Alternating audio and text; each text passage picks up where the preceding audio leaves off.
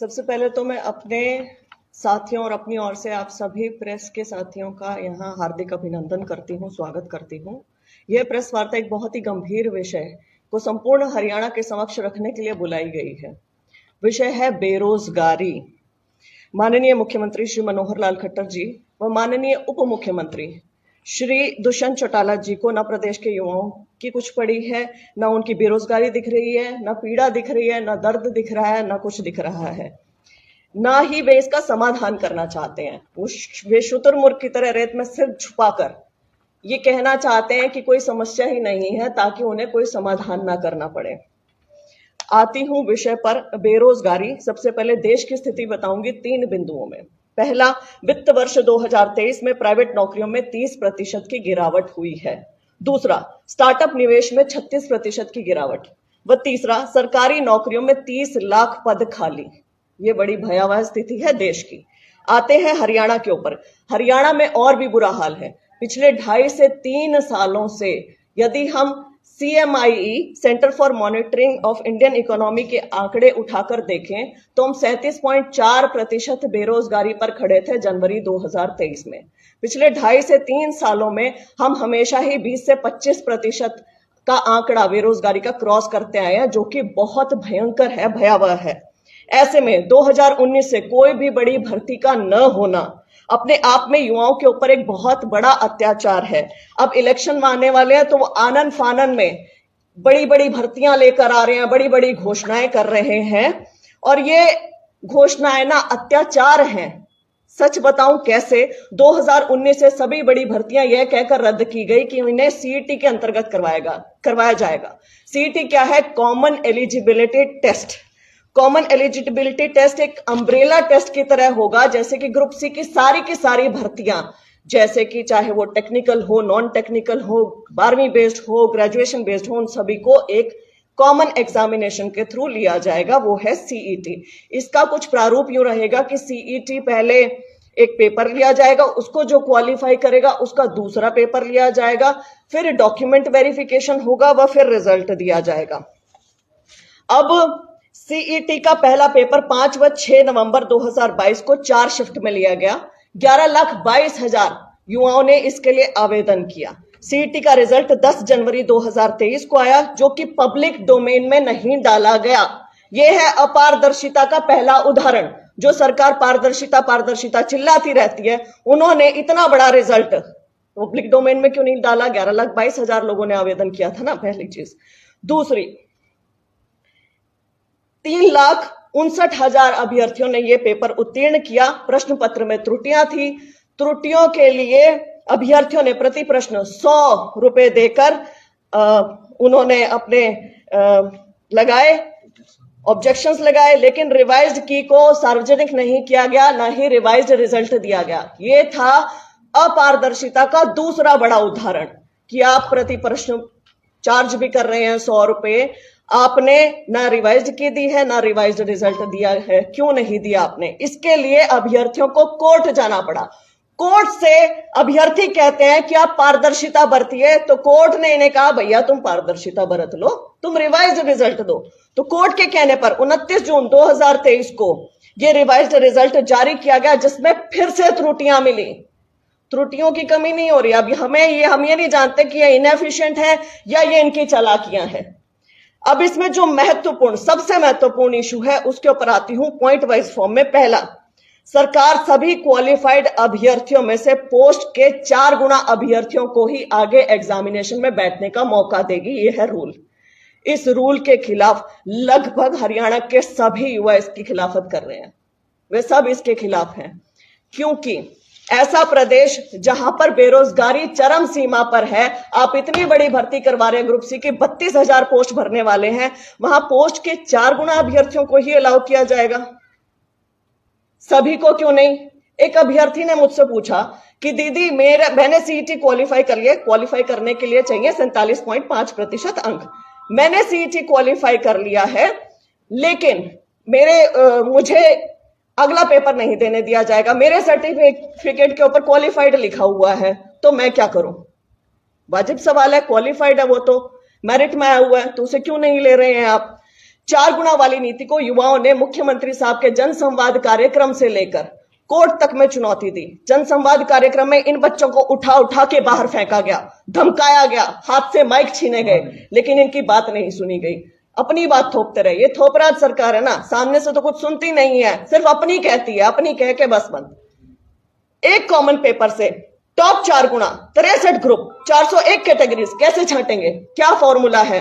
Total post का 4 गुना, group wise 4 गुना या category wise 4 गुना? क्या है आपका फॉर्मूला? यह है अपारदर्शिता का तीसरा उदाहरण। आप अपनी प्रोसेस ही नहीं बता रहे हैं कि आप कैसे करने वाले हैं इसे। तो आप तो कुछ भी कर सकते हैं, आप तो किसी को भी ले सकते हैं।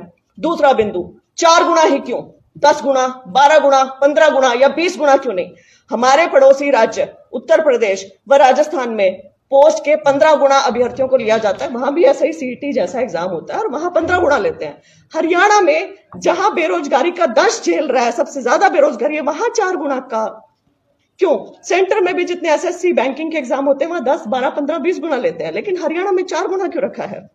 तीसरा महत्वपूर्ण बिंदु, टेक्निकल पोस्ट है जैसे जेई है या सैनिटरी इंस्पेक्टर है या जेएससी है या असिस्टेंट लाइनमैन है, आर्किटेक्चर असिस्टेंट है, इन सबको एक नॉन टेक्निकल पेपर सीईटी से कैसे आंक रहे हैं आप?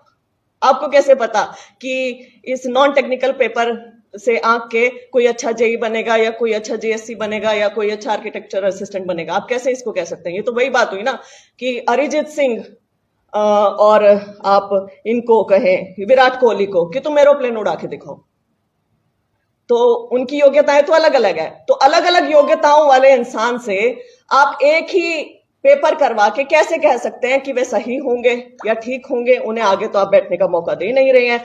इन्होंने क्या किया? 12th based, graduation based, engineering वाले, मेडिकल वाले सभी से एक पेपर दिलवा लिया और उनसे अब आगे उनकी पोस्ट का, मान लीजिए जेई की यदि 10 पोस्टें निकलती हैं तो 40 बच्चों को ही अलाउ किया जाएगा, क्योंकि पोस्ट का 4 गुना लेना है अगला एग्जाम देने के लिए। लेकिन जेई की क्या पता योग्यता रखते हो 10,000 बच्चे, तो कहां जाएंगे बाकी के बच्चे?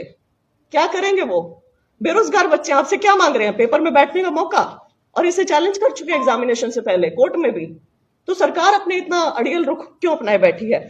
चौथा बिंदु, महत्वपूर्ण बिंदु, जिन अभ्यर्थियों के अंक 47.50 से कम थे, 47.50 एक क्वालिफाइंग अंक थे, जिनके इससे कम अंक थे उन्हें भी उत्तीर्ण दिखाया गया। 38 अंक वाले को, 40 वाले को, 42 वाले को, 45 वाले को उत्तीर्ण दिखाया गया है। क्यों? 47.50 पे है कट ऑफ। तो जिन अभ्यर्थियों ने सोशियो इकोनॉमिक के अंक छोड़े थे या जिन अभ्यर्थियों ने सोशियो इकोनॉमिक के अंक क्लेम किए थे, उनके ना अंक हटाए गए ना घटाए गए। अधिकतर बच्चों के साथ ऐसा किया गया है। क्यों? 5 अंक क्या थोड़े होते हैं? आप बढ़ा भी रहे हो, आप घटा भी रहे हो। और एक और मैं आपको बात बता दूं, हरियाणा के अभ्यर्थियों को वो 5 अंक लेने के लिए पीपीपी आईडी और पता नहीं कितनी 70 तरीके की परमिशंस दिखानी है, लेकिन हरियाणा से बाहर के युवाओं को वो 5 अंक धड़ल्ले से दिए जा रहे हैं। उनके लिए कोई वेरिफिकेशन नहीं है। हरियाणा से बाहर के अभ्यर्थियों को 5 अंक देंगे ये। इसमें ईडब्ल्यूएस और ईएसएम, इकोनॉमिक वीकर सेक्शन और एक्स सर्विसमैन की कैटेगरी के बहुत सारे अभ्यर्थियों को जनरल कैटेगरी में दर्शाया गया है। क्या करें वो अभ्यर्थी? ये चीजें चेंज करवाने के लिए क्या कोर्ट जाएं? क्योंकि वो कमीशन के धक्के तो खा चुके हैं। आप इन चीजों को चेंज नहीं करेंगे तो एक जो योग्य बच्चा है वो बाहर निकल जाएगा, रह जाएगा। फेक सोशियो इकोनॉमिक अंकों का बहुत बड़ा इशू है। बहुत सारे अभ्यर्थियों ने फेक सोशियो इकोनॉमिक अंक ले रखे हैं। अब इस रिजल्ट के आधार पे यदि उनको 4 गुना में ले लिया जाता है तो जो असल बच्चा होगा वो कहां जाएगा? उसको कहां रखेंगे आप? और जो नॉर्मलाइजेशन का आपने फॉर्मूला लगाया वो कैसे लगाया है? कितने अंक किसके बढ़ाए, कितने अंक किसके घटाए, नॉर्मलाइज्ड अंक कितने थे और रॉन्ग कितने थे, ये सब बताएं। लेकिन वही है ना कि ये अपारदर्शी सरकार है, केवल पारदर्शिता के नारे लगाती है, कुछ नहीं करती है। इसमें 5वां बिंदु, बिना रिजल्ट रिवाइज किए, बिना रिवाइज किए दिए इन्होंने क्या किया? पीएमटी, फिजिकल मेजरमेंट टेस्ट का रिजल्ट जारी कर दिया। फिजिकल मेजरमेंट टेस्ट का शेड्यूल जारी कर दिया। आई एम सॉरी, शेड्यूल क्यों जारी किया जब आपने पहले चीजें ही चेंज नहीं की थी? और उसमें भी भयंकर त्रुटियां मिली हैं। त्रुटियां कैसी मिली कि इन्होंने क्या किया कि जिसके कट ऑफ से कम अंक थे, यदि मैं डिप्टी रेंजर की बात करूं 76 थे, तो 71 वाले को बुला रहे हैं, 68 वाले को बुला रहे हैं। क्यों बुला रहे हैं? पब्लिक डोमेन में वो चीज आ गई थी, बच्चे आपसे खींच के ले आए थे कोर्ट से, तो वहां बच्चे मिलान कर रहे हैं, लेकिन बुला रहे हैं। या तो ये इनकी इनएफिशिएंसी है या चालाकी है, ना उसे ठीक कर रहे हैं, ठीक करने का नाम लेते हो तो। इसमें 6ठा बिंदु, इंपॉर्टेंट, पीएमटी में फिजिकल मेजरमेंट टेस्ट में एक बड़ा विचित्र चीज सामने देखने को आई कि महिलाओं की चेस्ट नापने का प्रावधान इसमें दिया गया है, जो कि गलत है। हमें यहाँ पे जरूरत नहीं है उस चीज की। हरियाणा में हमारी जितनी लॉ एंड ऑर्डर की यहाँ पे पोस्ट है हरियाणा में, चाहे वो आपकी डीएसपी है या कांस्टेबल है या एसआई है, पुलिस की पोस्ट, या हम सेंटर में देखें आईपीएस है या सेंट्रल पुलिस ऑर्गेनाइजेशंस है, वहां पे महिलाओं की चेस्ट नहीं नापी जाती है। एंड आई एम सॉरी, महिलाओं की चेस्ट नहीं होती है, ब्रेस्ट होती है। तो उसमें मैनिपुलेशन का पूरा पूरा खतरा है। आप किसी भी उस पैमाने को ऊपर नीचे करके किसी बच्ची को बाहर निकाल सकते हो, और वो कोर्ट भी नहीं जा सकती है, क्योंकि इस चीज के साथ सोशल स्टिग्मा जुड़ा आता है। तो जरूरत क्या है आपको? जम्मू एंड कश्मीर में नहीं कराते हैं, एनडीए में नहीं कराते हैं, पुलिस की ऑर्गेनाइजेशंस में नहीं कराते हैं, आप क्यों करा रहे हैं? जब ये इस मामले ने तूल पकड़ा और जब इस मामले के ऊपर बहुत ज्यादा बड़े बड़े विपक्ष के नेताओं ने भी बोला, तब सरकार का ये रुख था। उन्होंने कहा कि ये तो 1998 से रूल चला आ रहा है, पिछली सरकारों ने चला रखा है, हमने थोड़े चलाया, इसलिए हम भी नहीं हटाते हैं। तो ये बड़ी बेवकूफाना स्टेटमेंट लगी मुझे, और पल्ला झाड़ नीति के तहत लगी कि आप क्यों पल्ला झाड़ रहे हैं? आपको यदि गलत लगता है तो आप इसे चेंज करें। हाँ, मिलिट्री में इसको नापा जाता है लंग कैपेसिटी जानने के लिए, लेकिन लंग कैपेसिटी जानने के और भी तरीके हैं, और हमारे यहाँ पे जरूरत ही नहीं। हमारे यहाँ फॉरेस्ट कितने हैं बताए जरा, फॉरेस्ट मिनिस्टर बताए कितने % फॉरेस्ट है, और डिप्टी रेंजर की नेचर ऑफ जॉब क्या है? ये सवाल मैं उनके ऊपर छोड़ती हूँ कि वो इस चीज को बताएं। तो हमारे यहाँ पे आवश्यकता नहीं है, वो हटा सकते हैं, यदि उन्हें गलत लगता है तो हटाना चाहिए, इसे नहीं कैरी ऑन करना चाहिए। तो यहां मैं आप सबके माध्यम से एक चीज बोलना चाहती हूँ कि युवाओं की स्थिति बड़ी गंभीर है। युवा करे तो क्या करे, जाए तो कहां जाए? कट ऑफ से कम अंकों वालों को बुला लेते हैं, कैटेगरीज चेंज कर देते हैं, इतनी सारी भर्तियां हैं, लेकिन बच्चों को 32,000 ही लगाने हैं ना। बच्चों को देने दो पेपर, क्यों नहीं अलाउ कर रहे हो? होप क्यों छीन रहे हो उनसे? 4 साल तक आपने हर एक पेपर ये कह के रद्द कर दिया सीईटी में करवाएंगे, आप क्यों नहीं देने दे रहे हो? उनको देने दो, ये करने दो, लेकिन नहीं कर रहे हैं। सरकार के पास न पैसे की कमी है, न पावर की कमी है, न ही घमंड की कमी है। इनकी हठधर्मिता के चलते लाखों युवा होपलेस हो रहे हैं, या तो नशे की तरफ जा रहे हैं या डोंकी में विदेश जा रहे हैं, क्योंकि यहाँ पे बेरोजगारी है। लेकिन ये बेरोजगारी मानने को तैयार नहीं है, कहते कहाँ है बेरोजगारी? पीपीपी के आंकड़ों के साथ छेड़छाड़ कर रहे हैं। वहां बेरोजगारी के कॉलम में इंडस्ट्रियल लेबर दिखा देते हैं, फिर विधानसभा में बोलते हैं अरे हमने तो पीपीपी के आंकड़े देखे और वहां पे तो इतनी बेरोजगारी है, सीएमआई तो झूठा है, वो तो कांग्रेसी संस्था है। ऐसे सब आरोप लगाए जाते हैं। मैं माननीय मुख्यमंत्री साहब को कहूंगी, मीडिया साथियों को भी कहूंगी कि आप जाएं, लाइब्रेरीज में जाएं। यहां मैं कैथल की लाइब्रेरीज में जाके आई, कल जाके आई हूं। सैकड़ों बच्चे तैयारी कर रहे हैं, लेकिन नौकरी नहीं है। 2 लाख सरकारी पद खाली हैं, 4 लाख सैंक्शन स्ट्रेंथ है, क्यों नहीं भरते हो? भरो। और भरना तो दूर, आप तो अलाउ ही नहीं कर रहे हो बच्चों को वहां बैठने के लिए। बोलने को मेरे पास इतनी सारी चीजें हैं, बेरोजगारों के इतने मुद्दे हैं कि शायद पूरा दिन लग जाए। तो अपने आप को एक इस सीईटी के मुद्दे तक सीमित रखते हुए और इसी की बात करते हुए मैं मनोहर लाल खट्टर, हमारे माननीय मुख्यमंत्री हरियाणा जी से एक चीज कहना चाहती हूँ हाथ जोड़कर, कि या तो आप सीईटी क्वालिफाई कर दें, या मैं एक युवा अधिकार यात्रा निकालूंगी ब्रह्म सरोवर 19 जुलाई ब्रह्म सरोवर कुरुक्षेत्र से सुबह 9 बजे हवन करके, और ये यात्रा 20 जुलाई को सीएम आवास पर जाकर खत्म होगी। उनको बड़े प्रेम पूर्वक, बहुत शांति पूर्ण तरीके से, सत्य के लिए आग्रह करते हुए हम ये यात्रा निकालने वाले हैं। इसमें सारे सीईटी के मेरे भाई बहनों सबको आग्रह करती हूँ कि आप सब आए। इसमें सारी राजनीतिक पार्टियों से भी आग्रह करती हूँ कि हमारे तिरंगे के नीचे आए। सामाजिक संगठनों से आग्रह करती हूँ कि आप सब इसमें बढ़ चढ़कर हिस्सा लें, क्योंकि ये हमारे प्रदेश के युवाओं के हक की बात है। आप सब इसमें आए। हमने कुरुक्षेत्र इसलिए चुना क्योंकि कुरुक्षेत्र है धर्म नगरी। हम हमारे राजा कौन का राज धर्म याद करवाने के लिए जा रहे हैं कि आप गलत हैं, आप सोच नहीं रहे हैं युवाओं के बारे में बिल्कुल भी, और आपको आपका राज धर्म याद दिलाते हुए हम कहना चाहते हैं कि धर्म की कोई बात करे, बच्चों के भविष्य की बात करें, उनके रोजगार की बात करें।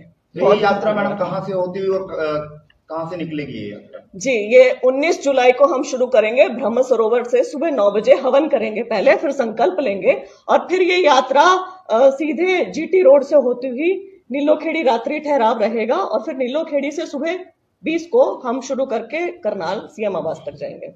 पद यात्रा है जी, ये पद यात्रा रहेगी, पैदल यात्रा रहेगी। मैडम, सीएम का बयान आया था कि 15 गुना जो सीईटी क्वालिफाइड बच्चे एग्जाम लेंगे, लेकिन उसके बाद फिर 4 गुना कर दिए। देखिए, उन्होंने ना बयान ही देते रहते हैं। मैं ये कह तो रही हूँ, ये ना नाम की सरकार है, काम की सरकार तो बनी नहीं रही है। 15 गुना लेंगे, 8 गुना लेंगे, अगला सीटी करवा लेते हैं, फिर उनको भी साथ जोड़ लेंगे, फिर कहते हैं नहीं 4 गुना ही लेंगे। तो ये बार बार बयान ही बदल रहे हैं, बस बच्चों को आस देते हैं तोड़ देते हैं, आस देते हैं तोड़ देते हैं। और इसके रिगार्डिंग आपने किसी एजुकेशन इंस्टीट्यूट में भी बच्चों से अपील की है कि हमारे साथ इस यात्रा में शामिल हो? मैं आपके माध्यम से पहली अपील कर रही हूँ। कल मैंने कुरुक्षेत्र भी अपील की है खैर, लेकिन यहाँ कैथल भी मैं ये अपील करने के लिए आई हूँ।